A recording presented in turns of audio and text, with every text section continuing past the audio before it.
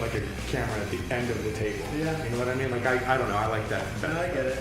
But it's just like 3-man I know. It just always felt weird. I like watching that show, but it was just always weird. Yeah. You can start with this, by the way. I like you, just like me, isn't it? The Indian style on this couch is comfortable, dude, because this couch has got depth. Yeah, it does. That's why I was like, no, that is not a good look. That is not a good look. So, yeah, like I don't know. I love watching Dignation, but like the problem I always had with it was anytime they would really engage in conversation, they were like this. Yeah.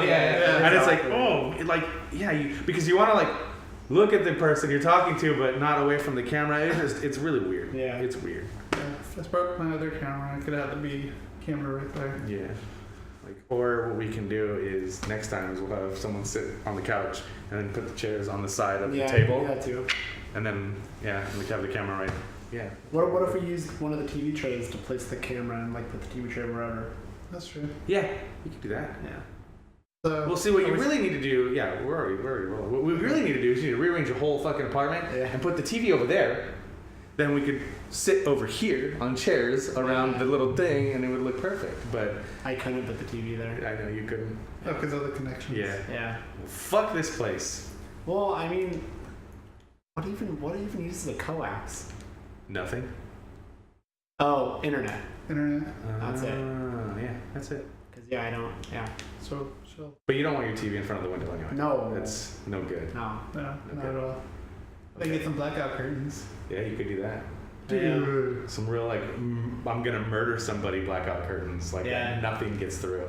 I don't like these blinds are fine, but they don't keep all the light out. Also, some blackout curtains, the thick ones, would cut out more of the echo. Yeah, probably. That's true, because they're thicker. Mm-hmm. So we're rambling now. You want to actually? All right, so let's properly introduce this show. Welcome to So Shit We Like. 79. Isn't it 78? I think it's 178. It's 178. All right. Day after Halloween, but fuck it. We dressed up anyways. Yep. So, I'm Nathan Drake. Lloyd Dobler. I'm Put him in a body bag, Johnny. Yeah. That's me. It's Johnny Lawrence. The real hero. Like, and I used to say this before fucking How I Met Your Mother, and I've never watched that show, so I had no clue that even came up. But yeah, Johnny Lawrence is the actual Karate Kid and the real hero of that. And then there's this whole analyzation of the movie and the story online, and they got trending on YouTube. Yeah. So I'm glad people are starting to come around to my way of thinking. Yeah. What a punk ass kid. He was a dick. Like, Johnny didn't do anything. Like, okay, I'll admit taking her stereo was a bit out of line, but at that point, nothing had happened yet. And fucking until he actually provoked the violence. Here comes Daniel LaRusso. I'm gonna save the girl.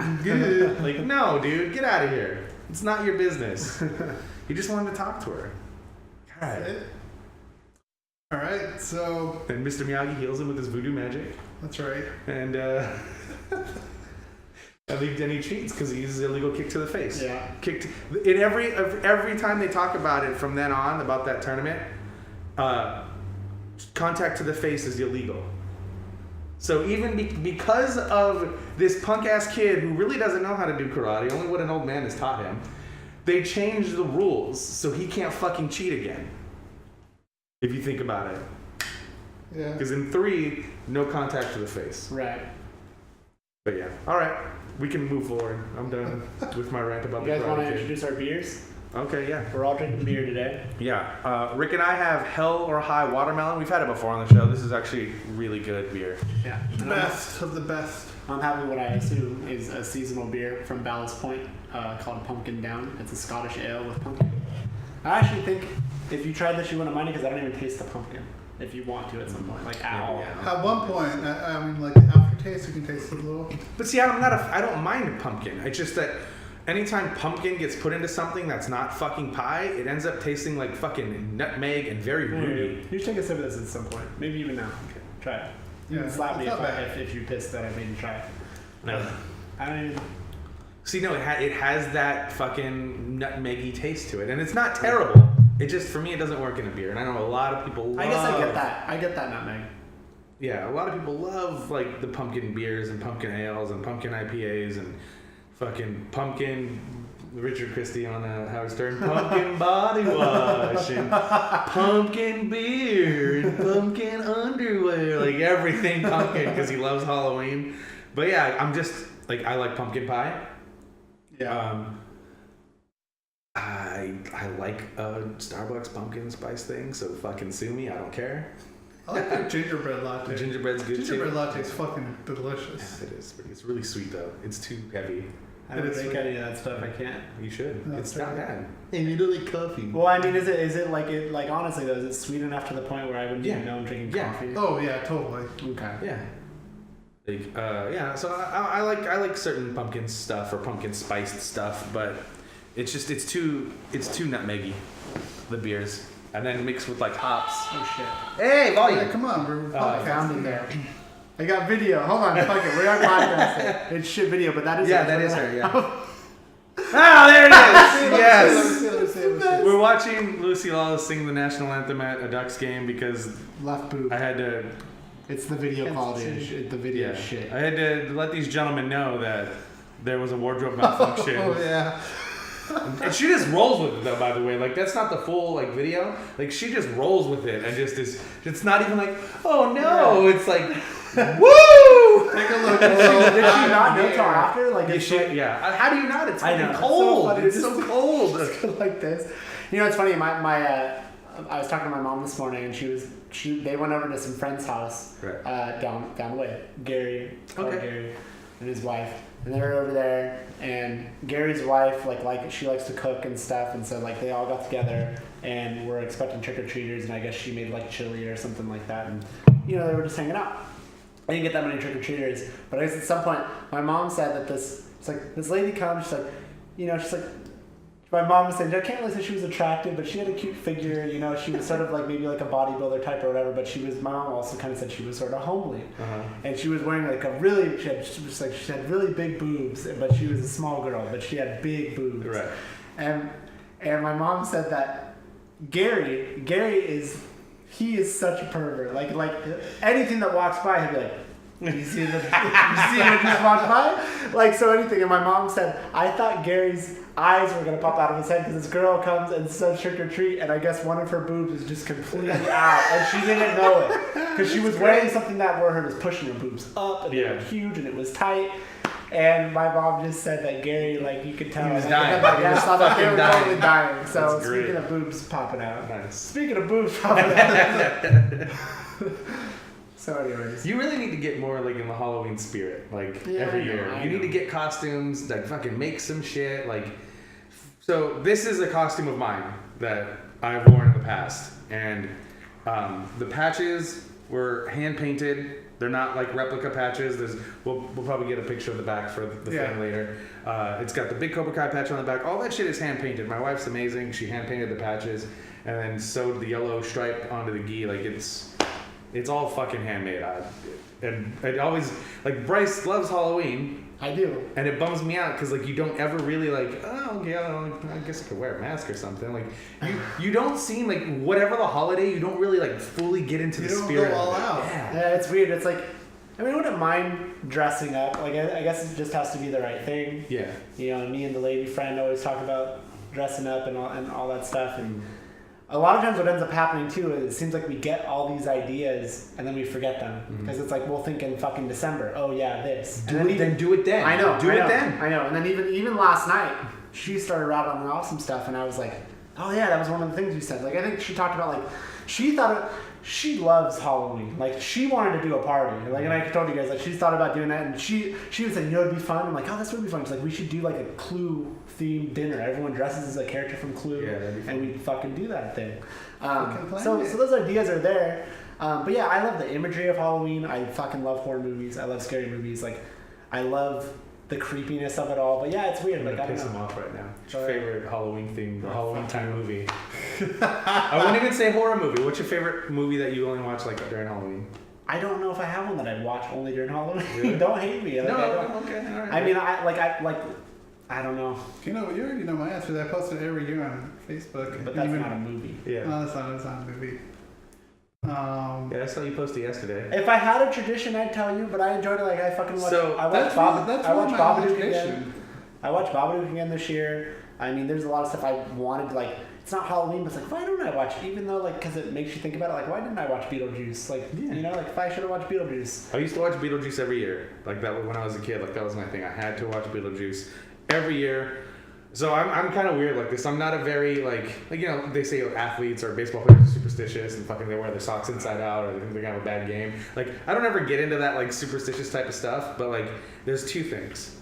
When I was growing up, if I didn't watch Beetlejuice on Halloween before I went trick-or-treating, I had a bad time. I don't care. I would will myself to have a fucking bad time. No, I get that. And my other thing is, if I do not watch Christmas Vacation before midnight on Christmas Eve, I have a bad fucking day the next day. Yeah. Like, I'm just in a pissy mood, and it's my own fault, and it's projected on me by myself, but that's how I am with those two things. I have some of that same shit with things, like, and you do put it on yourself. Like, Yeah. I got to a point, what did I, like, there was a few of them. But at first, what it started with, like, I really enjoyed, when I first saw it, I remember, I think me and my parents just went to go see it. For a while, we started to do this thing where on Christmas Eve, because, you know, as a kid, I just wanted to get to the point where it was time to go to sleep and wake up the next day as fast as possible. So it seemed like on Christmas Eve, a lot of times we would go to dinner and go see a movie. Right. And one year we saw The Santa Claus, the first one. That's a good movie. I got God, really I love obsessed. that movie. I got really obsessed with The Santa Claus that all of a sudden that became my fucking Christmas Eve tradition. I wanted to watch that movie at some point Not on Jingle All the Christmas Way? Eve. No, not Jingle All the Way. What about you, Jingle All the Way? Oh. All Right, right, Santa so... Claus, actually. Yeah. Santa Claus was one of the movies I would watch every year. Yeah. Yeah, and I know I'm not, like, breaking the mold by saying Christmas Vacation, but, like, that holds a special place in my heart because me and my mom and my brother used to watch that every year. Yeah. Like, so... I've never seen it. You've never seen Christmas Vacation? I've seen parts, but Rick. I've never watched the That's entire surprising. thing. Rick. That's really you surprising. you son of a bitch. I can't say that movie's fresh in my head, but I know I've seen it Oh, multiple no, times. wait, the Christmas one. Yeah. Yeah, I have seen Okay, that. alright. No, I'm thinking of the vacation one. Well, European or Wally World? The Wally World Okay. one. I've never seen that I mean, one. they're all vacation movies. Rick. I know. But yeah, okay, so my Halloween movie, again, this is not breaking the mold, but I loved this movie as a kid. And my daughter watched it 3 fucking times yesterday, so we were late for everything we were supposed to be doing yesterday. And again, now as time has gone on, this is a very popular thing, so again, I'm not breaking the mold with this, but when I was a kid, this movie was a flop. It didn't make any money, and it was considered like a flop and it become like a cult movie. It's Hocus Pocus. I knew you were going to say that. It's such a good fucking movie. She likes that too. Yep.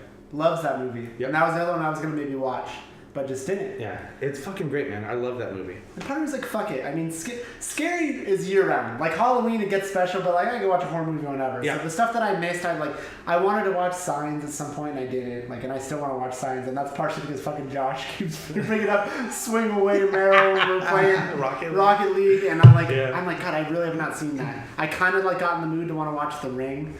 Which, speaking of which, I remember when I told you guys when I went on my Japan rant coming back, and I said that I had watched the newest. Ringu? No, what do they call Grudge there? Oh, Ju-on. Ju-on. Yeah. When I saw that there, and I showed that they did the teaser for like the Ring versus the Grudge, I think that's online now. I have to show it to you guys. Cool. Because in theaters, it was such a hype moment. Yeah. It was so hype. Like I was just like it was, and so watching it still, I'm just like oh. Like it's cool. I'll have to show that to you guys. But The Ring is another movie I haven't watched in forever, and that was a movie that like I remember like it got to a point where Brian and I we're in San Diego and like we just like we loved learning that city. Like that was the first place that we went, and it's like I've never been here before really. Like I've never really explored it. We drive. We're in college. We're living here on our own. Like we're getting to discover this city. Yeah. On our own, and so we loved going to fucking movies, and so anything that was remotely scary, I'm like, let's go fucking see it. And I went into seeing The Ring, wasn't expecting much, and I was fucking like, this is fucking like I like The Ring. I still like The Ring. I still think that's a good fucking movie. Yeah, it's good. I've only seen that movie once actually. Oh wow. Yeah. But I really like it. Like, it's fucking good. It's one of those movies that, like, I don't remember every aspect of it, but I vividly remember large portions of that movie, and I've only seen it once. Yeah. It's a great fucking movie. The Ring, that's the one with Sarah Michelle Gellar, right? No, that's Grudge. That's Grudge. right. The Ring is with Naomi Watts. Naomi Watts, that's right, okay. Have you seen The Ring? I've seen The Ring, Okay. and I have seen The Grudge. Okay. The only reason I saw The Grudge, of course, Sarah was Michelle Sarah Michelle Right. Gellar. You whore! Yeah. Especially, Which yeah, was- you horror seeing a horror movie. Yeah. When you don't like horror movies. And speaking of Sarah Michelle Gellar, I have to say, the Halloween episodes are the ones that I watch every year as a tradition Of Buffy? of Buffy. And Okay. it's funny, I mean, the whole show is technically like horror. Sort of. Ish. Vampires. Vampires, mythological, whatever.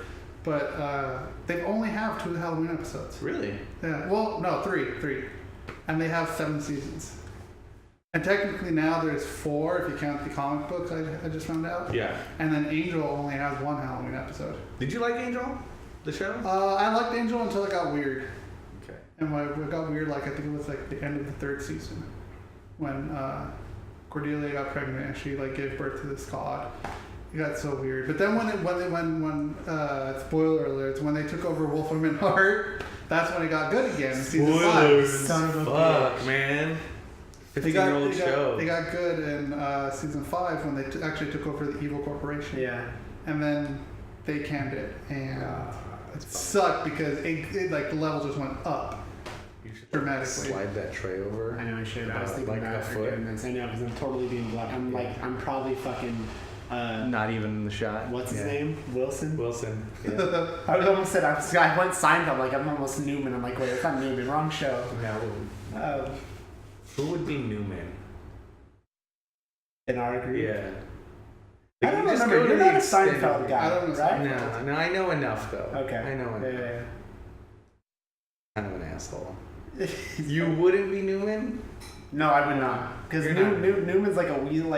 He's a weasel. Like Francis Yeah. has potential to be Newman. but Yeah. he's not- Uh-huh. He's not there. I have Okay. no idea. See that? I still want to talk about Halloween Yes. for a second though. Like I Back to fucking that. well, yeah. Were you done? Go for it. Well, like I said already, I love horror movies. I love Halloween imagery. Like I fucking did. I did go to. I mean, I know it's. I gonna have a be movie now. I remember. Yeah. When I first saw Saw, that was on Halloween. Oh, really? Yeah, Okay. and then I kind of watched it No, on it's and fucking off, great. every now and then. I mean, technically, it's not That really a Halloween first thing, that first but Saw movie, It's fucking. It's nearly fucking it's nearly perfect. perfect. Yeah. It's nearly perfect. Especially the way that I saw it. Like Dude, that is I call it anything. perfect. And that is all I'll say. That I was mean, talk as about- far as we'll go. You just when that shit happens, and especially the way I saw it at Comic-Con before anybody fucking else, and all I had done was went to the panel and they showed a clip, and at the time I thought it was the coolest shit ever that you're in this fucking, they're in this dark like loft apartment or whatever, it's completely dark, and he's using the flash, and I know it's old now, but using the flash to see what's going on, like, God, it's fucking creepy, like this is fucking awesome. Yeah. But just the whole thing when all of a sudden the fucking body that's been on the floor the whole time just gets up, takes off the mask, and then he goes out the door and been like, yeah, that thing was there the whole time, blah, blah, blah. And then he says something else and it's like, game over. Door shut, Yeah. credits, song. And everyone in that theater, because no one knew what the fuck Saw was like, oh my God. That's and how it I- didn't. That's how I saw Oh. it, man. I didn't know nothing It about was Saw. fucking amazing. It was so amazing. I was telling anybody who I talked to, I'm like, when this movie fucking comes out in October, I cannot wait. We're gonna go see it. Didn't help fucking as soon as we leave the theater, there's this huge ass fucking brawl outside the movie theater, which fucking added to the night, which is Funny. crazy. But yes. So That- I saw yeah, that's how I saw it. Saw on DVD when it came out, but I still knew nothing about it. Good. All I knew was like, oh, a lot of people I know say I should see this movie. It's good. So I watched it and I was like, that is fucking amazing. It's nearly perfect, but it's only nearly perfect if you know nothing going in. Yeah. If you know things going I knew in, nothing. if you know anything going in, it doesn't have the same effect. Yeah. Wow. Yeah, see, I knew absolutely Yeah. nothing about it. And I called that movie fucking brilliant. Yeah. Fucking- it's great. That's how it felt at the time. It was fucking cool. It was original. The fucking bad guy won. Like, it was awesome. Probably also why I like that movie As Above, So Below a lot too, because I had pretty much Yeah, when we saw it I last knew year. nothing about it So I other still than what haven't- Brett I haven't- said, I still haven't seen that. and it's fucking awesome. It was pretty good. But yeah, anyways, like Halloween imagery, I fucking love it. I ended up I know it'll be here till the end of the year, but I did go to Haunted Mansion, and like when they do, like I wasn't on that train. I didn't like. I honestly, I think the first time I saw Nightmare Before I Christmas, hate that fucking and movie. that's fine. God, I hate that. And that's movie. fine. I'm not here to sing the movie's praises, but what I will say is I like how it looks. Like, I like Animation. I like it. Yeah, I like the look of claymation, it. isn't it? I like the Or hot. stop It's motion, clay. stop It's motion. fucking clay. Or yeah, or It's clay or stop motion clay. puppets. It's clay. It's clay. Like I like the imagery. Like Yeah. fuck the movie. I can't even really recite the movie to you. I saw that movie for the first time probably like 5 years ago, so it's not that. But I could live even when it's not like this, but when Haunted Mansion, like, they fucking decked that shit out and it looks so cool. I would live in that house. I love the look of fucking creepy. I love the look of Halloween. You sprinkle Halloween stuff in there. I love that too. I love it. And so, like, I'm just like, I'm in awe when I look at them. Like, this is fucking awesome. I love how this looks. It looks great. Here. It's pretty cool, but again, like, and that's fine. I'm not even speaking of the movie. I just like how it looks. I like how it looks. I have tried watching that movie your many fucking times. I thought it was a bit overrated. I thought it was pretty good. I don't know. It's all right. But see, I'm even somebody too, just because I fucking like the imagery, and like this movie is something that I think a lot of people thought fell flat. But I fucking went and saw Corpse Bride, which was kind of like sort of a spiritual successor in a way, like in that he was doing another movie. Yeah. As in, it's the same fucking story. Yeah, as in similar. Every. But I like the like I fucking. Did he actually? I get excited. Yeah, that's his movie. Corpse Bride. Yeah, that's because he didn't direct Nightmare Before Christmas. Well, I can't speak to that. He didn't. No, he didn't. He just presented it. Everyone always gets that wrong. Okay. That's why I was wondering if you did. So for me, it's all about like I like that stuff. Like I can't. There's some like there's some things that you get a feeling inside of you and you can't really put words to it. Yeah. There's something about creepy stuff and the way things look that just makes me excited. And then we're talking about things that we used to watch, like Halloween episode anything. I fucking just dig. Like 2 of them. I'm gonna list off 2 Nicktoons right now. I fucking love the Rugrats Halloween episode where it's a haunted house and they get told what a Reptar bar is for the first fucking time. Yeah. I love that episode, and I love the episode of Doug. That's a Halloween episode where they go to the fucking carnival and like there's a haunted like ride there. Like just the vibe of it. It's like the way it looks, like it's dark, and then fucking I love Real Monsters because that show's fucking just creepy all the time. Yeah. Like I love that shit. I like that stuff so much. So to kind of bring us back around, it is weird that it's like I'm right here on the edge on all this stuff that I don't go all the way, but I fucking love it. I realize there's like, I blame Twitch for this somewhat too for what I'm about to say, but I realize there's a lot of things that I sit down and say, I really like this stuff, but I should silence that. I spend more time talking about it and thinking about it than actually doing it. It's like, the other day, or a few weeks ago, I was so amped on Mario Maker, and I wanted to play again, and then I saw that Boogie was streaming it, and instead I sat there and watched him play it. Yep. I do that with so many things. That's how I've held off on getting Bloodborne, because I know what'll happen with that game for me. Mm-hmm. I know what'll happen. I'll love it for 5 hours, and then I'll get caught in a loop, and it won't be fun anymore. Yeah. So I watch people play it instead. Yeah, I watched it. PewDiePie play the entire game of Bloodborne and just see how frustrated he gets. I'm like, I can't play this fucking game. I would throw my controller. I would break my fucking television if I played this game. Ben just can't do it. He just got the platinum trophy. I was telling my brother that the other day too because he loves that game. I was like, dude, my buddy's brother was platinum, but. That's funny. What did he say? He was like, what the fuck? Yeah, it's funny because like apparently the platinum isn't that hard, or it's not that unattainable. It's hard because you have to do some crazy boss battles, but. As far as like things to do, like it's not outrageous. Like I was looking at Metal Gear because I was toying with the idea of trying to platinum Metal Gear, and there's just some of the trophies where I'm like, no thanks. Yeah, I'll pass on that. But overall, like that's something that I feel like is a bad. Like I feel like I spend more time talking about stuff and thinking about things than actually doing them. Yeah. Even down whether it's games or Halloween stuff or reading, like. I always say, I'm going to read this, and I genuinely want to do all that stuff. We talked about it last week. I want to read Y the Last Man, and it is exciting for me to think about doing that, but then I don't do it. Mm-hmm. I want to read Robert Kirkman's Outlast with his, like maybe check it out. Outcast. Fuck that up. I want to read that. Every time. I know, because I always fuck those up. Because I'm excited about that show, because I fucking love The Exorcist. That's another movie I would watch every Halloween, because I fucking love that movie. And I love possession, that whole thing is so interesting to me. But I spend more time talking about it and I don't do it. And I kick myself in the butt sometimes because I'm just like, God, why did I just make this show so PG? That's just I kick myself in the fanny in the butt. But that bothers me, and I need to figure out how to get past that. Like I don't know what it is. Like I don't know that it's laziness, but it's like I put things over here on a shelf and I'm like, ooh, I want to do all this stuff. And then it's like, I don't ever do it. Make a list. I honestly feel like it might be a commitment thing. Maybe. Because we've talked about it on this show before. You're somebody who doesn't like doing stuff if you feel like you have to fucking do things. Yeah. And once you commit to reading a book, you're not going to stop until you finish it. And I think that level of, I'm going to have to read this book. Right. Or I'm going to have to play this game. I think that needles at you in your subconscious. Yeah, a little bit. And like, well, say what you're going to say. I'm kind of surprised. Like, you read the first volume of Why, right? I think so. I know I gave it to you, and then you ended up returning it back to me. Yeah, I think so. And I gave you the others. At least I gave you the others. And I was just kind of surprised that you didn't read it as fast as like what we. No, it's weird. I want because to. Yeah. It's so fucking good. I read all 60 issues. I could have stopped reading it in 4 days. I read all 60 issues. It's a matter of just getting myself to that point. Because trust me, if I got there, like, I would do it and I'd be all about it. Like, just a matter of getting, like, you know what ends up happening? I'm not trying to put the blame on other people, but like every night, if I'm here, I end up playing Rocket League with him and our friends and fucking. And then I get done, for 3 and hours. I've read 4 books in the last 3 weeks. No, Like, I know, but see, and look, you know what, like your sleep schedule is just as stupid and as I know fucked it up is. as mine. Fill it with something. No, man. I know it is, and it, like.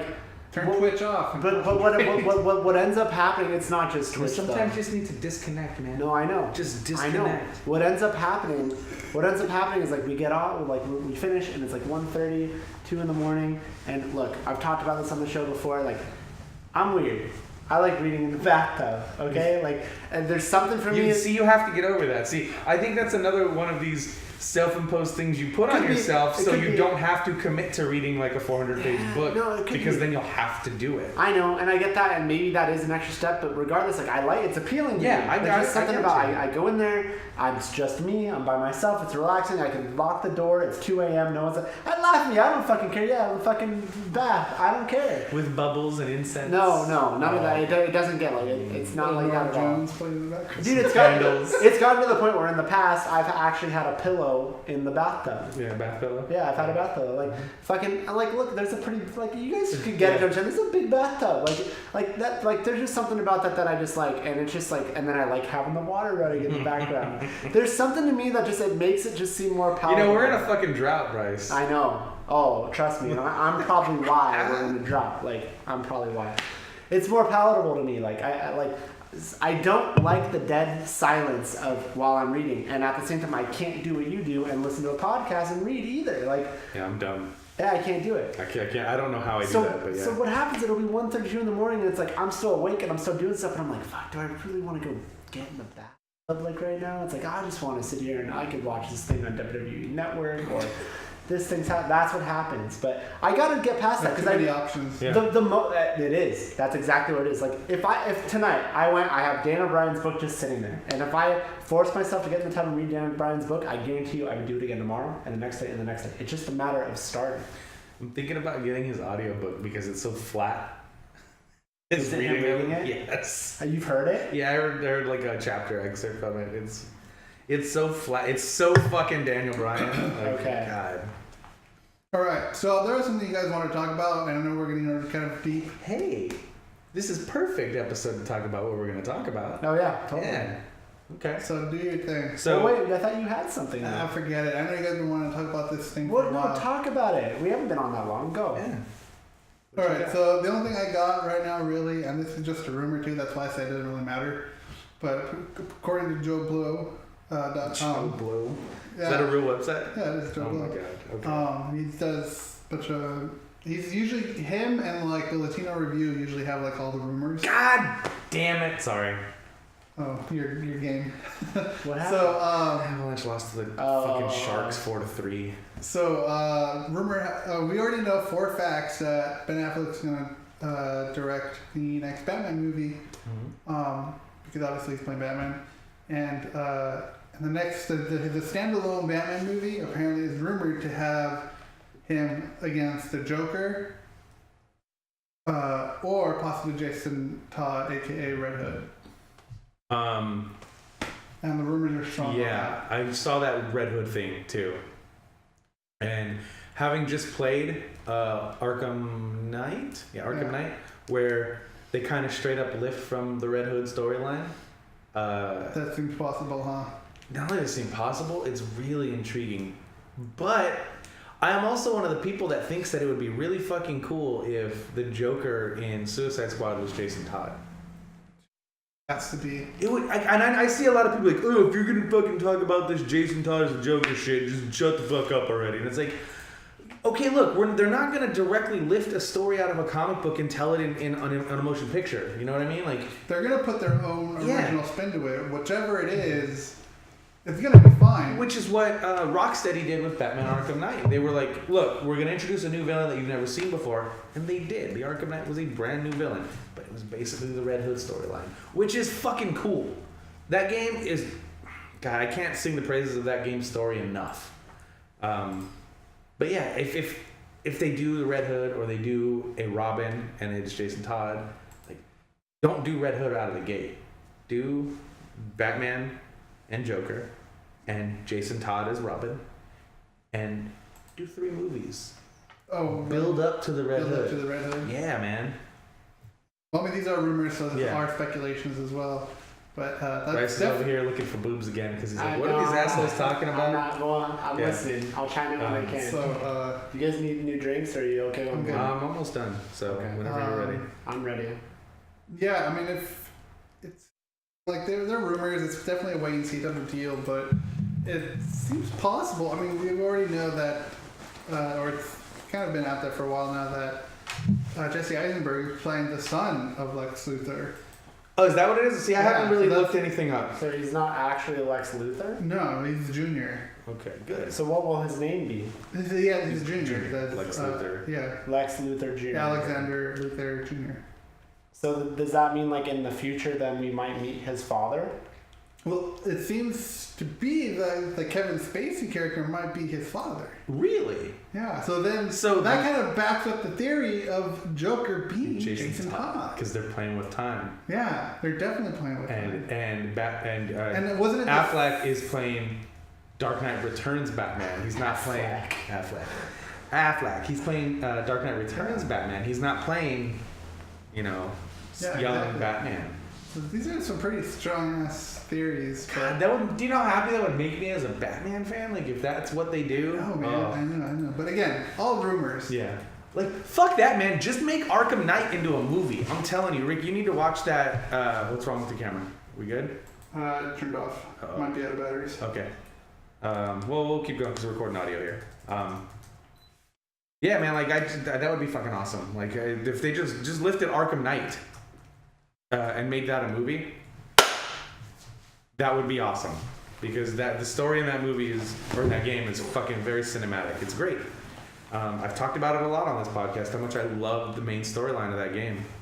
And you can power through that main storyline if you want really quickly, but there's so much stuff to do. I think I've spent about 50 or 60 hours in that game and I still haven't done everything. I don't think I'm going to go back to it because I've done everything I can do except for the Riddler challenges, and I cleared out one of the 3 islands of those, and I was like, this is just too much.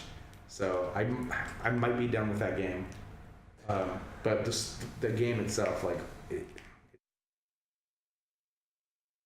What just happened, by the way? Did you kick the couch, or did you sitting down all of a sudden, is this couch gonna break? Not that it's you, but what like you said, ow, what happened? I just sat down back with my leg. Oh, did you kind of kick it? Because like I definitely, I just want to be sure we aren't about to all just go flip. That would be great. Yeah. That would be great TV. Yeah. Otherwise I'm going to be like, this couch is a piece of shit. Yeah. But, so yeah, I would love if they did that for... Yeah, me too. Yeah. That'd be awesome. Red Hood would be dope. It's such a great... Have you watched the animated? Oh yeah, fuck yeah. Okay. It's so good. Oh yeah, fuck yeah. Oh yeah, fuck yeah. But yeah, that's dope, man. That would be sweet. And you and Alexis need to watch Flashpoint. Yes, I know. Also, watch it. Her cousin Ricky has been screaming at us that we need to read Court of Owls because they're going to be making an animated movie of that also. Oh, so yeah, Is Jessica Jones out now? No. I just wondered. Full trailer is out. Yeah, I knew that. I just wondered because when we were looking for stuff, I saw that there's already a review, so that's why I wondered. So some people. They showed, I think, the first 2 episodes at New York Comic Con, I believe. Okay. That was about a month ago? I think so, yeah. Yeah. So, you want the same one or something else? Give me a Mountain Dew, actually. You want a Mountain Dew? Yeah. Great. Club Mountain Dew. Club soda. What? Club soda, please. I think that's Latin for Mountain Dew. But seriously, like, this is my last club soda. Yeah. What about a dry soda? You want that? Sure. Why do you not want Mountain Dew? Just to fuck with you. No, I just don't have the taste for it right now. He drank so much Surge last night, bro. Yeah, so Jessica Jones, the shows that at New York Comic Con, you said? I think it was New York The Comic first Con. two The episodes? first 2 episodes. People are like all about People it. are about it. Okay. Yeah. Very cool. And it seems like they're not holding back, and they are, of course, tweaking a few things to fit into the cinematic universe. That really pisses me off. That really pisses me off. Does it chap your ass? It fucking, it really grinds my gears when we have a really tight game and it starts as a low-scoring game and then we fucking lose 4-3. Yeah. That really fucking bothers me. Last night too. I was pissed. Did you guys? So you guys went? Yeah, we did. Okay, cool. So what's your guys' deal? All right. Okay, so there was 2 things I wanted to talk about, but now one I don't think I want to talk about till you guys possibly play it. If Broken you Age? do. Broken Age, yeah. Oh yeah, I downloaded it. Don't. Right. Like I don't know that I would have went spoilers. Did I download? Maybe I could, cause I don't know when you guys are gonna fucking do that. So I don't know. Here's what I'm gonna say about. I'll talk about it because of the Grim we could talk about together for a while. I enjoyed the experience. I'm happy I kickstarted it. When I get my physical stuff, like I really want you guys to sit down and maybe like we could occasionally watch some. It's huge, but I think you guys would appreciate it as video game fans and to see everything that went into it. It wasn't the graphic adventure that I was expecting. Okay, for me it was too easy. Number one, and it just it was good. I don't know where or how you change it. It's not my favorite Tim Schafer story. Guys, the guy that did Grim Fandango, he made this game Broken Age, and it's on PlayStation Plus last month. I know. Okay. I know. So, for me, the thing that's gonna Fuck you, Dan Herman. I know, fucking Dan. The thing that's gonna give me what I think I want, in the immediate future, is what Ron Gilbert is doing. Because Thimbleweed Park is literally going for, this game just came out in 1991. Mm-hmm. That's what it's gonna be. What? It's just the costume. It's great. It's great. I love it. You need to do that to your hair, for real. It actually works. It works. So, I enjoyed the experience. But like I said, I think the best word for me is I was a little underwhelmed. For me. You weren't just whelmed? No, I was underwhelmed. I wasn't overwhelmed. I wasn't whelmed. I was under. Okay. It's still fun, still a good game. It isn't what I was anticipating. I think. So do you think it wasn't what you were anticipating, or it wasn't what you were hoping for? Because those are different things. It could have been. You know what I mean? Probably hoping for it.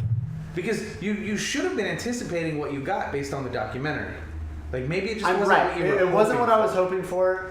And I always thought, because they always tried to they didn't try to spoil anything in the documentary. But they were so transparent about what they were actually going to be giving. Right. Which was amazing that they actually did that. And they gave me an adventure game, but they didn't give me the type of adventure game that I'm used to Tim Schafer putting out. Okay. I felt like there were, I didn't get the big world that I'm used to, or, you kind of, I think, get that a little bit now, and that, Grimm is kind of more of a bigger, vast universe than what, say, a Walking Dead is. They give you a very awesome feeling that you are traversing large expanses to get where you're going. Just because you have Almero, you have Rubicava. You're technically playing in 4 different areas. Right. And that's really it. Right. But the way that they frame the story is that, it takes 4 years to make this trek. And, it has to do with the world building of it to begin with, and not necessarily the size of the world. Because the first area is pretty small. It's got a couple of different interiors and exteriors, but it's very small. The second area feels really small also. Rubicava? No, before Rubicava. Oh, yeah, before. Yeah. See, there's more areas, though. Okay, so that's the thing, but they don't feel disjointed because they feel cohesive, but they are distinct levels. Right. Rubicava feels... You're traveling. Rubicava feels great. It's gigantic. Yeah. The ocean stuff feels really small. Yeah. I was hoping for more on the ship, but it's one room. Right, because you're not on the ship. Well, right. Rubikava is the biggest part of that game, and that area feels fucking dope. But that's the only area that took me multiple sittings. Everything else was one sitting, and I'm very proud of myself. Pretty quick too. Right. And then and don't get me wrong, like I'm not saying that these games like that they're known for having these big vast open worlds of like what Grand Theft Auto has or fucking Red Dead Redemption. It's not that, but it's also to me not what you get in playing like some of these more modern stuff like in The Walking Dead and all this other stuff. And it's like, so with Broken Age, like I feel like I was expecting, I'm like, oh, this is awesome. I'm going to get a modern graphic adventure in 2015, 2014, whatever, from Tim Schafer. And I got it, but I was expecting it to build off of what I already knew from the past. And instead it felt like it was kind of like, ooh, yeah, let's revisit this a little bit. And it's more like, it was like a preview. I don't know. It was like they dipped his toe in a little bit. The thing, like I'll say that the feeling you're describing, you get with Indiana Jones and the Fate of Atlantis. That world feels gigantic. And the fact that they give you access to a map where you can go to whatever spot you want, that makes that world feel fucking huge. And that game at a young age can feel really daunting because it's so big. Even trying to play it now as an adult, it can feel very daunting because it's very big. Which Fate of Atlantis. Yeah. Oh yeah, totally. But so I didn't get that same kind of feeling. Like I don't need an overworld map. I don't need control of where I'm going to make a world feel huge. But it goes a long way in giving you that aesthetic. It does. And just framing, like I said, the story is like, oh, it takes 4 years to make this track. Makes Grim Fandango feel gigantic. Right. And so even like, and I know these aren't his games, he worked on them, but even like the more Ron Gilbert games, Monkey Island and Monkey Island 2, like Monkey Island, you're in this first area on an island, and your goal is you need to get off that island and you go to another island, but then you're also on something else for a while, and it's just like there's more stuff to explore. Like a lot of these modern games, I feel like they have a lot of stuff that's like backdrop, but I can't go in there. But in all these older games, I could go in there. I could go into this bar. I can go into this voodoo shop. I could do all that stuff. And the Monkey Island 2 is even bigger than that. At one point, there's like 4 different islands that you could go to that all have their own fucking thing. So the difference is they built those games with that exploration in mind. The newer games, not just the ones that like, not just Broken Age or anything like that, but games like Telltale does and all that stuff. What they're doing is aesthetics. They're giving you the illusion of the big world because they're trying to tell you a very concise story. So it's just a difference in storytelling. Yeah, and I think that's the main issue. It's just a completely different way of telling a story. It's a very linear. This is the story we want to tell you. And we make you feel like you're impacting the story, and you're really not. But the way that Telltale does it really makes you feel like you're like forming the story. Right. And I think that's something that Telltale does that old adventure games didn't do. Yeah. And it's not a knock on the old games or like, oh, praise for the newer ones. It's just they do things differently. The older games put you in a world and made you feel like you were the main character. These games make you feel like you're the main character, but they make you feel like you're shaping that character. Yeah, but the old games where this is Manny Calavera is a very defined, well-defined, well-written character with a great backstory, and it's you playing as Manny Calavera trying to accomplish something that Manny wants. In like Walking Dead Season 1, you come across things so instantaneously or not sporadically, spontaneously, that's the word. Spontaneously. Particular. Particular. That it feels like you're discovering it. Whereas with an older adventure game like Grim Fandango was one we're talking about now because I recently played that for the first time ever on PS4. But that game, you know what you're doing, and you know where you're going, and you know what the objectives are. In Walking Dead, you don't really know any of that stuff. Your only objective that you really know that's concrete is survive and do what you can to protect this girl. And that's it. Everything else feels organic. It feels like you're forming it. The thing that sucks about those games is the puzzles aren't puzzles. The puzzles are... They aren't puzzles. It's basically, it's a free-form artist versus a paint-by-numbers coloring book. Mm-hmm. Where it's like, this is where you're going, this is what you're doing. Hey, go to spot A, go back to spot B, go to spot C, spot D, and you move on. Now, older games, like... Since we're talking about Grim, we'll use Grim direct comparison. Yeah. Well, before let's not get fully into Grim. I still have one more thing to say about Broken Age, but finish your point though. With Grim, like, it's not a linear path, and no, you already knew that, but I even reassured and proved that to you even more with the way I solved things. Yeah. I didn't do things in the same order you did. Yeah, I did it my own way.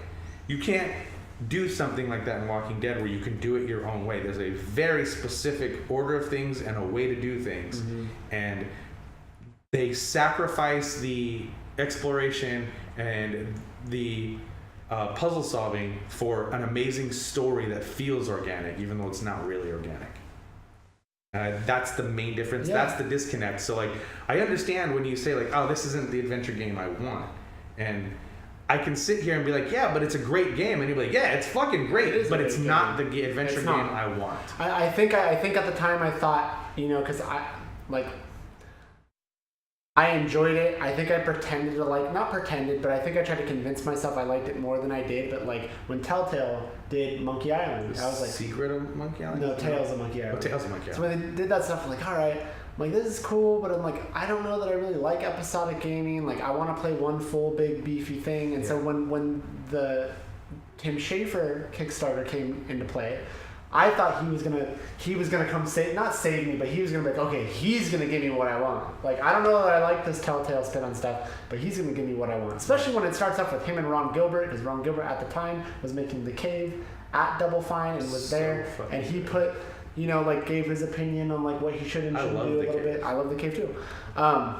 So I think so there's that, and he just didn't quite give me what I was looking for. I think the difference, what I miss, what I've always told you guys, and that's why story is very important with these games, is what I like about graphic adventures is getting lost in that world. Mm-hmm. And I think in the older games, the world can sometimes be just as much as a character as the lead is also. And in the modern ones, I don't feel like that's so much the case. So to finish Broken Age, I'm looking forward to hearing what you guys think about it. I don't regret a thing. I just think Thimbleweed Park is going to give me more of what I'm looking for, which is what Ron Gilbert's working on. I'm not saying that exactly what I wanted was a game that looks like it came directly out of the But I think that's exactly what you are saying, though, when you talk about those games and wanting a game like that. Right. And I'm not saying you want But I'm not saying the graphics have to be that way, I guess is what I mean. But and graphically... Okay, all right, fair. And graphically, that's what he's going for, and I think it's fucking fantastic. And, of course, there's some modern spin to it. I'll show it to you. But, when Tim Schafer was doing this thing, I thought he was going to give me, okay, so what's the next step after Grim? Right. And I didn't get that. To me, I don't feel like I got that. Okay. Still a great experience. Looking forward to you guys playing it. Okay. So, I mean, I'm feeling I'm not gonna like it just because, again, I'm not an adventure game guy. I don't like them. I liked Grim because right out of the gate, I had something to latch onto, and it's not. I liked Indiana Jones because I liked Indiana Jones as a kid, and I still have never finished Fate of Atlantis. That's fun. That's a great game. That's up there. I don't. But see, it's one of those things though. It's like, well, I get to a certain point in that game every time I fucking try to play it, and I'm like, you know what? I'm done. Yeah. And it has nothing to do. It has nothing to do with mechanics. It has. I never felt that in Grim though. I never felt that moment of, I'm done. I'm done with this because the storytelling in Grim is way better than any other adventure game I've ever even attempted playing. It's good. I love the story in Indiana Jones though. It turns. But the storytelling is not as good as the storytelling in Grim. Maybe not. Okay. So anyways, with that said, so I had been bothering you to give Grim Fandango a shot for fucking years. I have your copies. You have my copies of it still. And then this happened where it got remastered so people could play it on PC and PS4 because that game was a game that a lot of people couldn't run on newer machines. There's just something about it. It was a pain in the ass to get running. I was able to find workarounds to get it to run because that was still something I like to play every few years. And for me, in my head, and I mean, I don't even know if this ended up being your favorite character, but for me, I'm like, Mike's gonna love Glottis. Like, I want him to play, like, if nothing else, I don't care what Mike's opinion is about adventure games. I'm like, there's no way he'll play through this and not appreciate and like this story. Yeah, it's a great story. And so I couldn't wait, and so now Mike's played it. So it's not like a revelation of a story. It's a very basic story, but the execution of that story it's off the charts, man. Their execution. Mm-hmm. Like the bad guys who you don't even see that much are very well defined. So when you do come into contact with them, I think it turned off again. Oh, the camera. Yeah. I thought it was already off, but yeah. So the characters you come in contact with that play, quote, the baddies, they're like, you come into contact with them like, I don't know, like for maybe 15 minutes of the game tops. Yeah. Tops. But you don't ever really get to know them except through Manny and all the other characters. And yeah, Glottis is dope. I thought Glottis was funny. Glottis is definitely the comic relief, but Manny was a great character. Like he's a great character.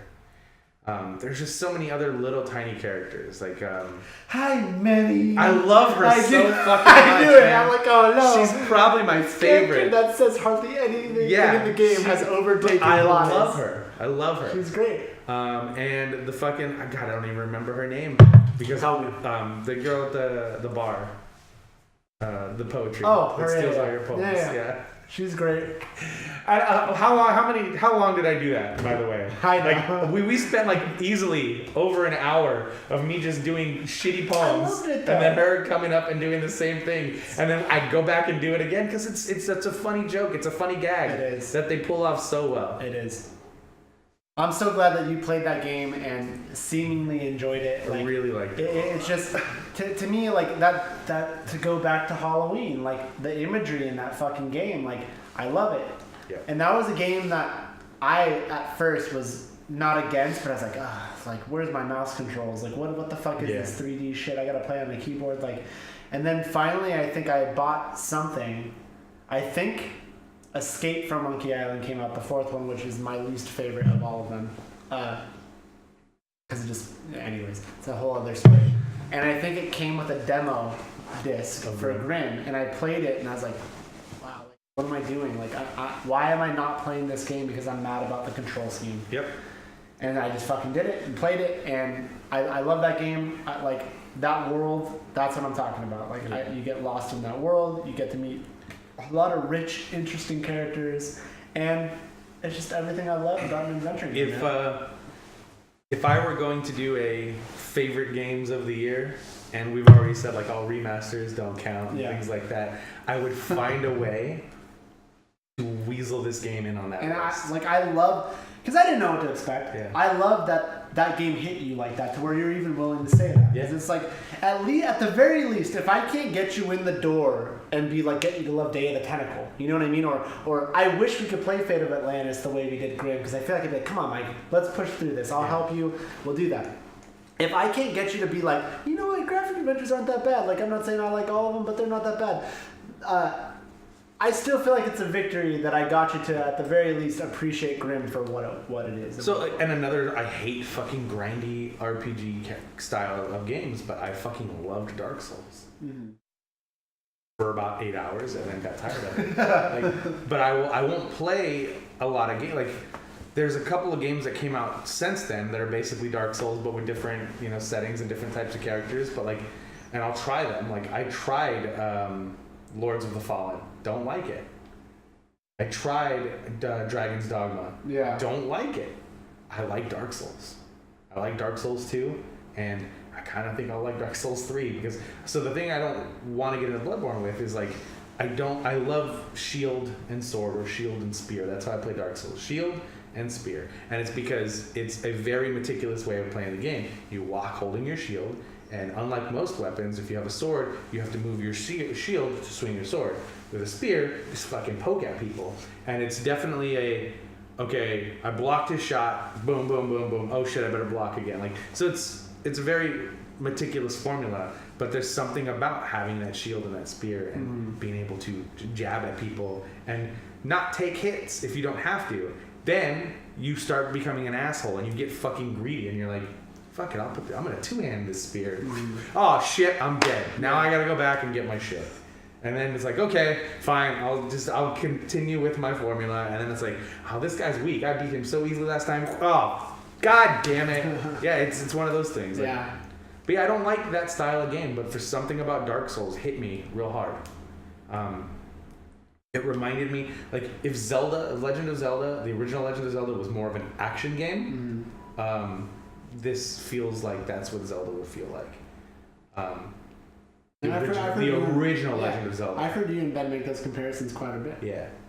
Bloodborne feels that way too, from what I've seen and the little bit I played at Ben's recently. Because again, I'm not doing it. I'm not doing it. Because I know what'll happen. Not yet. Not yet or not ever? I'm not going to do it because I know what'll happen. I'll spend money on this game. I'll love it for about 10 or 12, maybe 15 hours, and then I'll fall out of love with it. Because I like playing games like that a particular way. And when you reach a point where you can't play it the way you've been speccing your character, what's the point? I'm kind of at that point right now with fucking Metal Gear. The way I've been playing that game in a very specific way, I can't do right now. And it's very frustrating. Is it burnout? Like, are you burned out? No. Because I want to play it my way. Yeah. I don't want to be forced into a certain way. Oh, so when you mean you can't, you mean you actually can't, not that you've gotten so tired of playing this way you just can't. Okay, got it. I actually cannot play this game the way I've been playing it. And it's like, I don't like going loud. I don't like carrying weapons that are designed to kill. I like tranking everybody, Fultoning everybody, and moving forward. I can't do that at the spot I'm at. Like I physically cannot. And don't let you. If there's a way I can, I'm not seeing it. Okay. But have you talked to Josh about it? No, not this particular mission. There was another mission that I was having trouble with where I just said fuck it and I brute forced it my way. And I S ranked the mission because I've brute forced it real hard. But this one I don't think it's possible because of. All right, so it's not a spoiler. It's basically, it starts out as a standard mission in these games, which is cool. You infiltrate this fucking outpost, you find who you need, and you extract them. Except it becomes a fucking escort mission out of the area. Oh. And there's a fucking helicopter gunship. There's, oh no, they found out, blah, blah, blah is gone. They're all coming at you now. And it's like, well, I can't call my helicopter because you've already dispatched it. I can't Fulton this fucker. Like, ugh. It's frustrating. And I think, so with going back to adventure games and Grim, I never felt like I couldn't play that game the way I wanted to play it. And I think that's the difference between Grim and a lot of other even older adventure games. Rick's tired of this conversation. Yeah.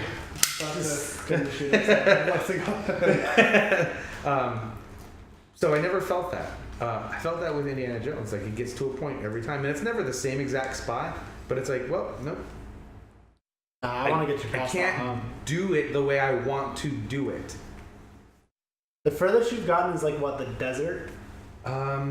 I've made it just past the fucking so I made it. I always ask you. I've gotten to the balloon area. So you get to a point where you get to pick the path you want to take, where you could stay with Sophia, or you could go it alone. Yes, I get way past that. I get to the point of where I have to fucking fly using the stupid hot air balloon controls. There is one path where you don't ever go in that balloon. Really?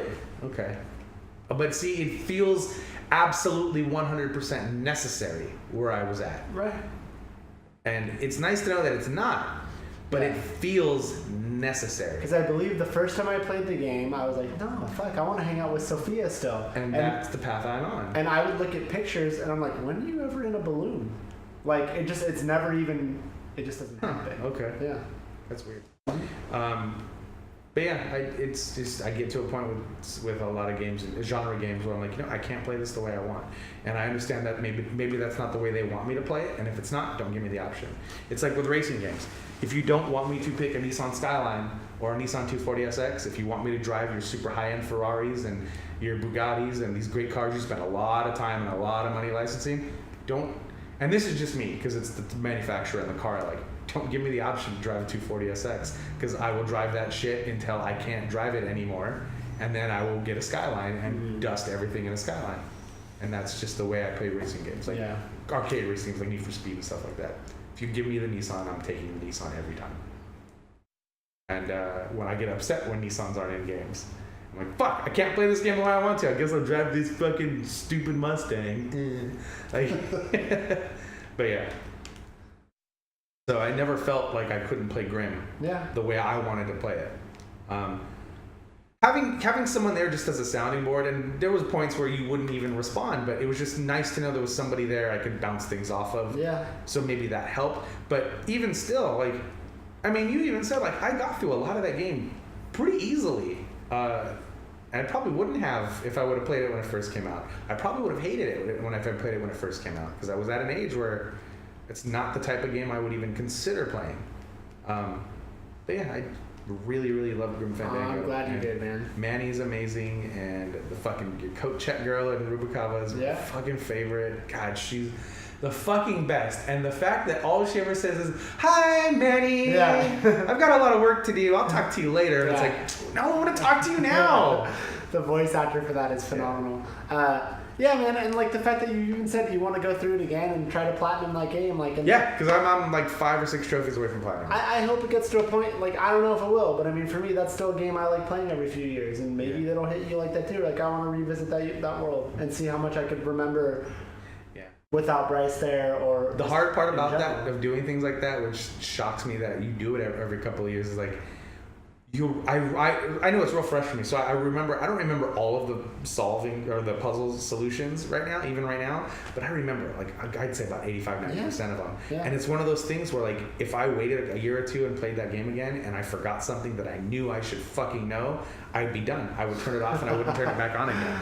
See, I'd be determined. Like, it's weird, man. I get into a mood. Like, actually, lately, I've been in I want to fucking replay Monkey Island 1, 2, and 3, and I've probably beaten those games so many times, but I get into a mood, man. Especially, like, after going to Disneyland and riding pirates. You know, like, this makes me like, oh, I want to go to this world. So, regardless, I'm glad you enjoyed it. And Rick, you need to play that game at some point. Dude, it's so good. It's a really good game. I would want to be there too. Like, I would want us both to be there with him. Like, I don't know that I'm gonna be able to sit through Dan Herman playing the game though, because like it was just a little bit of time. Like, maybe I just don't know if I could do it. The little bit I did, it was frustrating because you know how he gets. I think it's an age and patience thing. Honestly, like, I hate to be that guy. It's like, oh, he's impatient, younger. Fucking. And maybe he's not wired that way, because I played that game way younger than he is now. But he's got a different mentality than we were kids. And, like, he's not a kid, but he's, 11 years younger than us? 23? 23? So he's 10 years younger than us? Like, it's not, like, you just gotta remember, like, his first console that was his was probably a PlayStation. And actually, no, because PlayStation, he was, like, 4 years old. It was probably a PlayStation 2 or original Xbox. First PlayStation came out, 94? 90.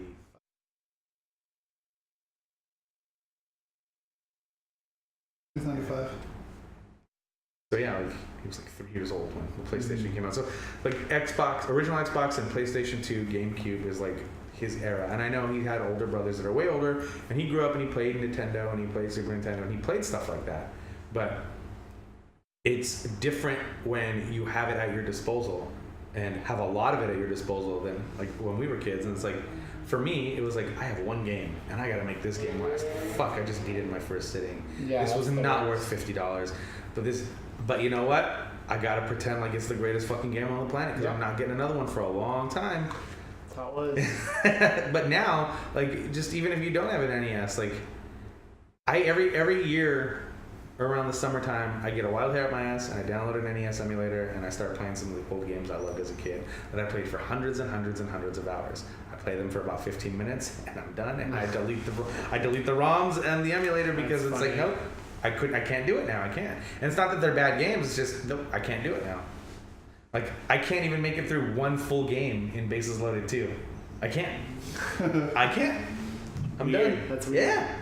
That was my fucking jam. And you'll hate this, but I picked Texas. And they're not based on actual teams. Yeah. Because they didn't have an MLBPA license till like I think. So why'd you pick Texas? Because they had, after all of my time of playing that game, they had the best 3 pitchers and 2 power hitters and the fastest guy in the game.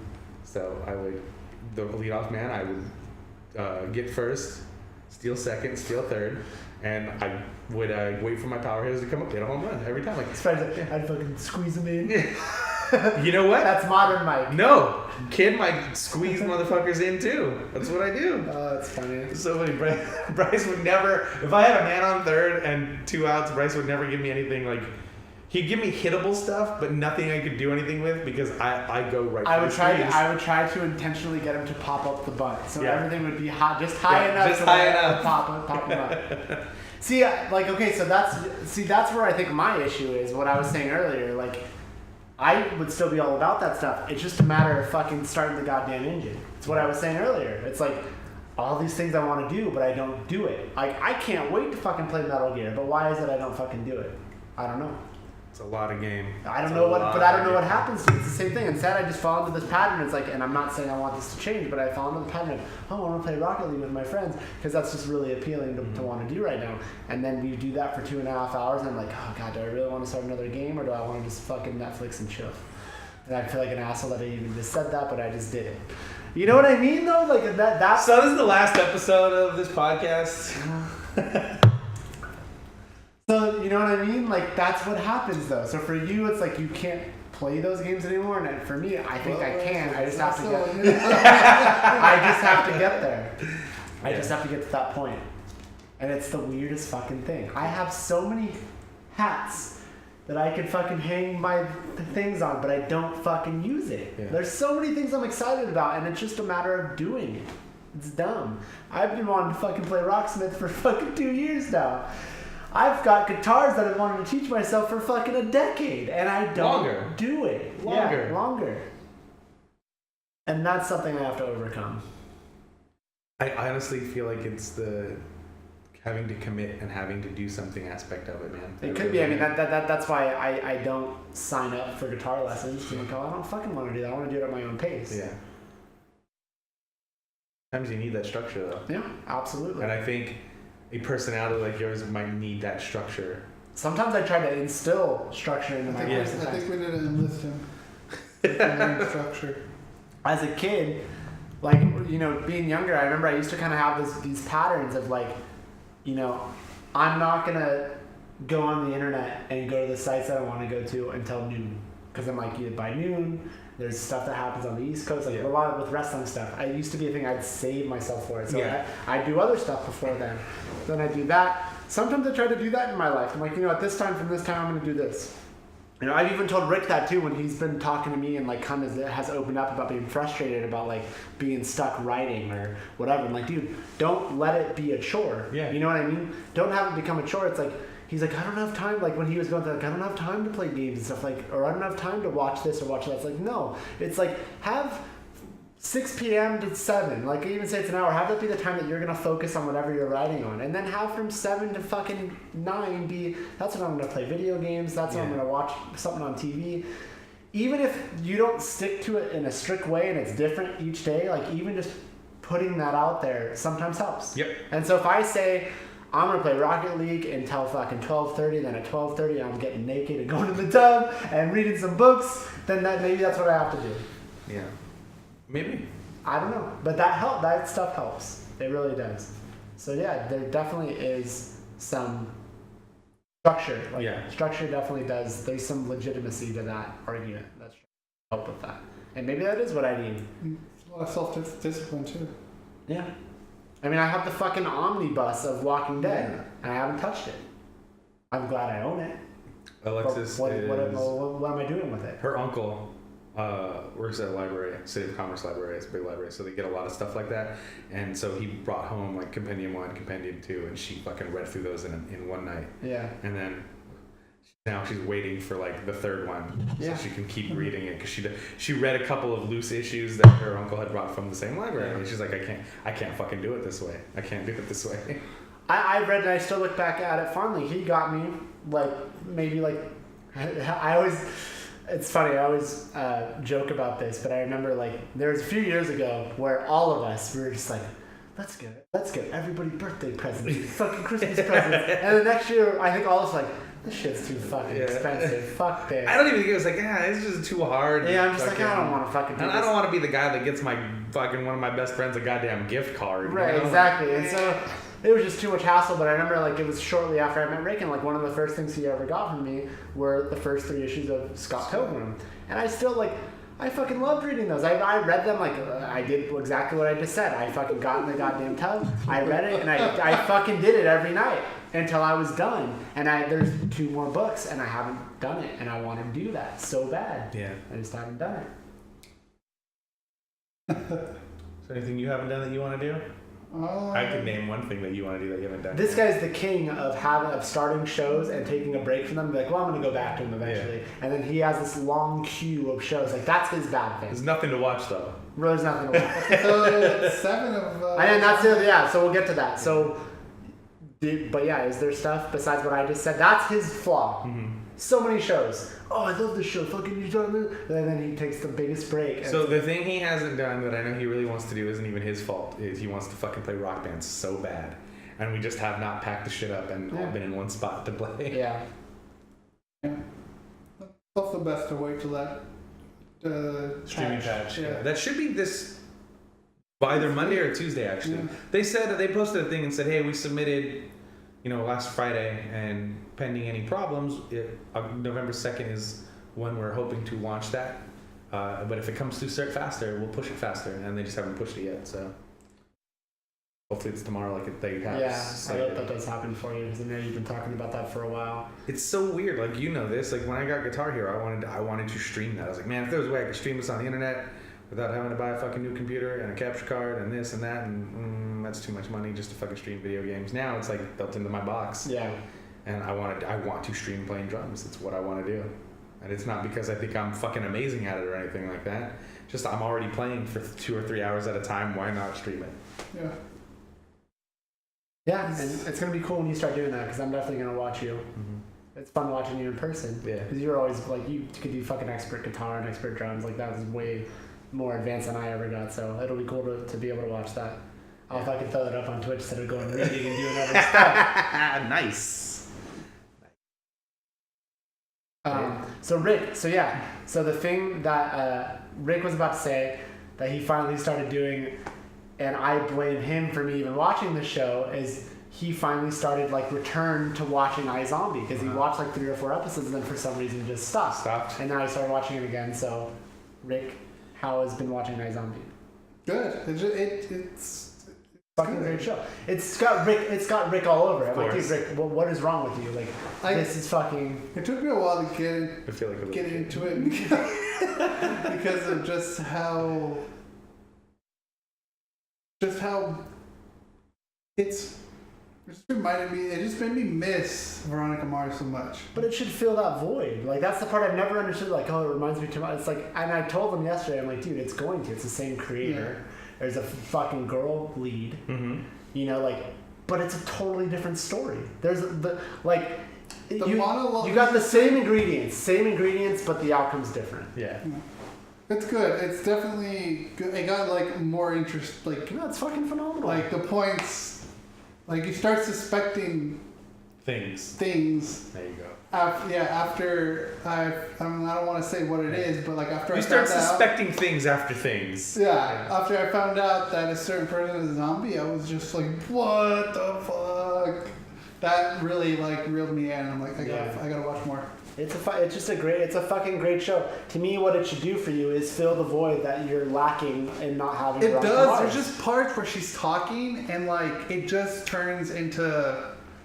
It just That's to me good, sounds though. like Kristen Bell. That's good though. As Veronica. I don't know if that's good though. That's so weird for me to even think, because it's not the same. It isn't. I get it, but that's what pulled me into the show. I was like, oh my god, this is cool. I feel like I'm watching something, because I ended up liking Veronica Mars. I feel like I'm watching this fucking zombie version of Veronica Mars, and I'm here on the ground level, and I'm digging it, and it's more modern, and it has its own spin to it, and I fucking like it. That's what I like it for. So if anything, I think it would be you. I think I got it. I think okay, Veronica Mars was like a neo-noir type of show.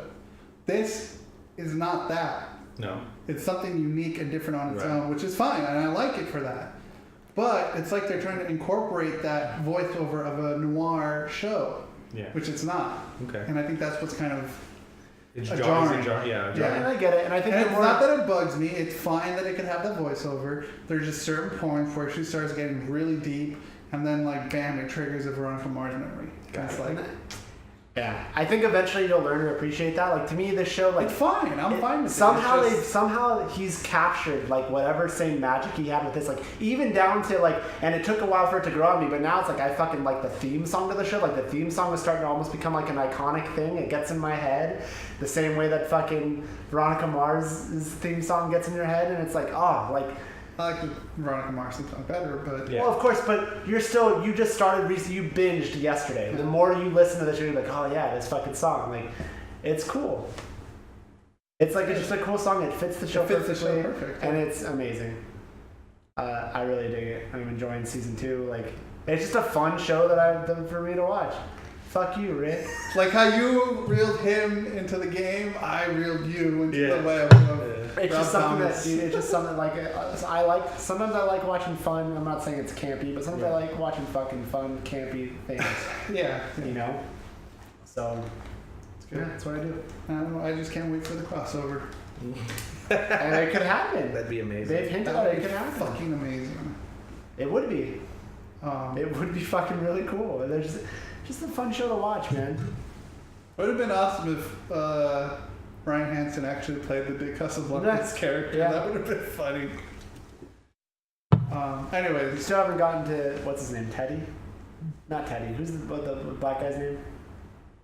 I can't remember, but I know who you're You know what I'm talking about? He's on the show too. Yeah. So So are we done? I think so. Because I'm hungry and I'm running. I got like, unless you guys All right, so that's it. oppose, I got a good place to take you guys. That's it for this week's episode. Oh, I can look over there. That's right. That's it for this week's episode of Some Shit We Like. You can find us at someshitwelike.com, which would be in the description below, or you're, like I said, go to someshitwelike.com, at someshitwelike on Twitter, and until next time.